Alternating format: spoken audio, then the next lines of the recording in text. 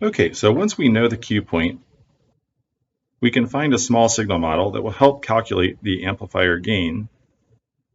And the amplifier can have voltage, current, or some combination of voltage and current gain called transresistance and transconductance. We'll talk about all of those things later.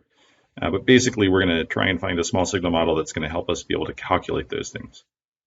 Now, fundamentally, a transistor converts a voltage to a current. So specifically here, we have our transistor, we have a base emitter voltage, and we have a collector to emitter voltage. And let's assume that our collector to emitter voltage is greater than the saturation voltage, or say it's greater than 0.2 volts.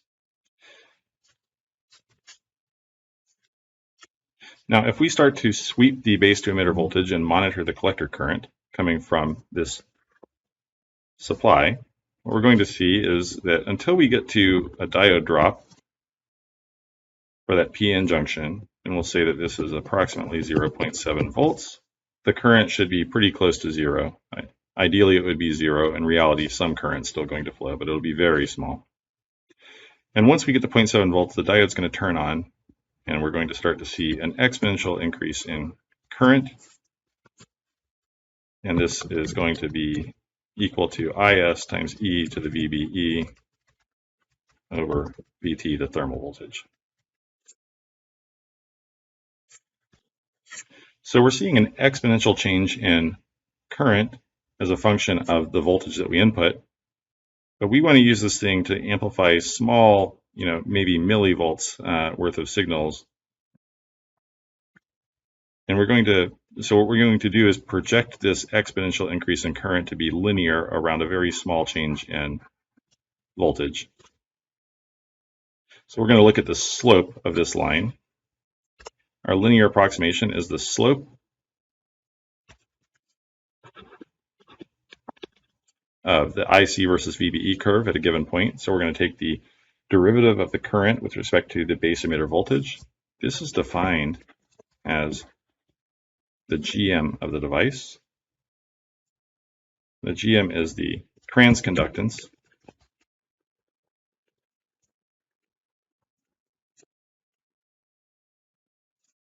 We'll come back to what that means in just a moment. But if we take the derivative of the collector current with respect to the base emitter, we get 1 over VT times IS e to the VBE over VT. Now we note that this quantity is just equal to IC. So we have that GM is equal to IC over VT. So we said that GM is the transconductance, which is a ratio that measures how much the current changes due to a change in voltage. All right, so we have that the transistor is really acting as a voltage-dependent current source. Now, interestingly, for a BJT, this GM only depends upon the DC collector current and the temperature. Okay, so let's round out our model. We have a few more things that we have to calculate for. So here is that ideal IC versus VCE set of curves that we saw earlier. Ideally, once the curves reach a VCE that's greater than the saturation voltage, the slope of those curves should be equal to 0. But in reality, they won't be. In reality, when we look at our curves, they're going to have some non-zero slope.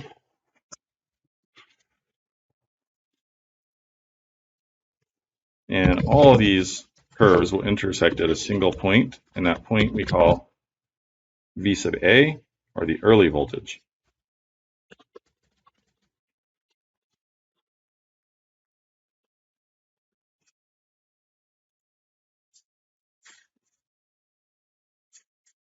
So what we're saying here ultimately is that the slope is not equal to 0 in a real transistor.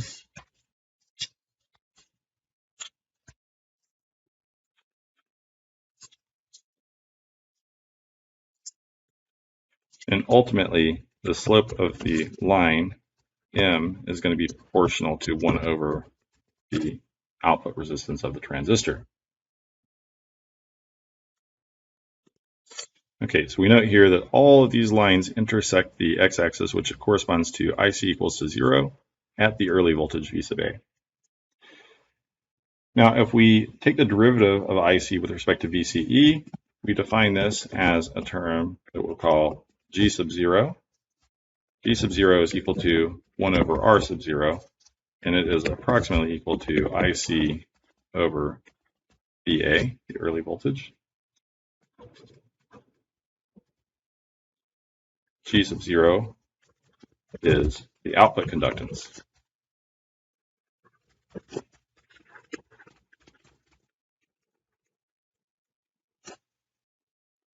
If we take 1 over G sub 0, we find that RO is the output resistance.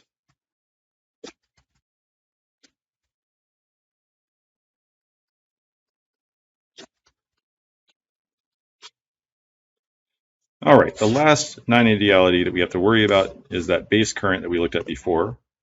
And we know that the base current is related to the collector current by the beta term that we looked at before. In fact, IB is equal to IC divided by beta.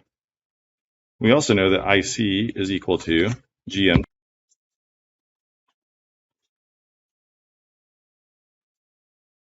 So we can say that IB is equal to GM times VBE divided by beta.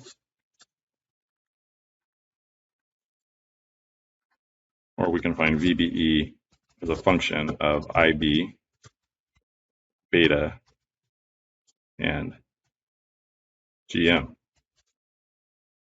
If we take the derivative of VBE with respect to IB, we get beta divided by GM, and this is defined as R pi.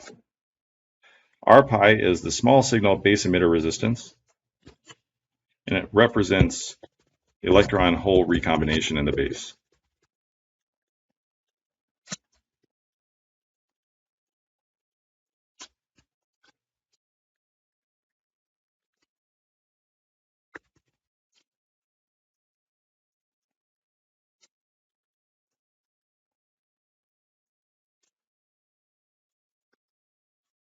Okay, ideally, the output resistance should be on the order of kiloohms, or tens to hundreds of kiloohms, and the R pi should be on the order of a few kiloohms, usually somewhere slightly less than 10. And with this, we can now draw our hybrid pi model.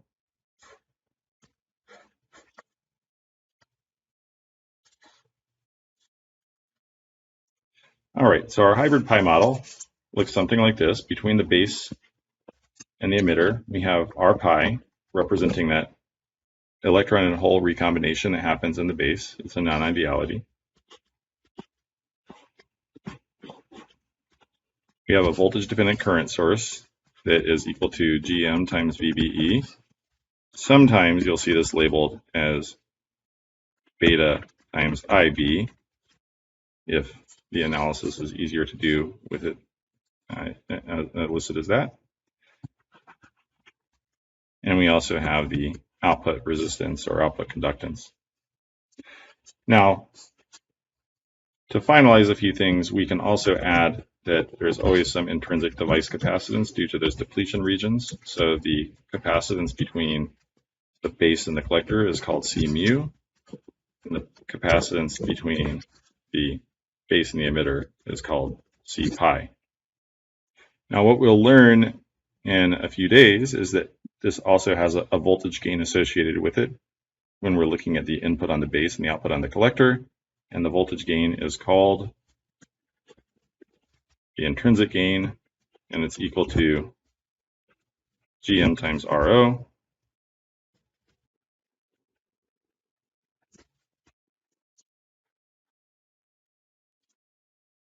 And we'll start learning how to use this hybrid pi model for analysis of amplifiers shortly.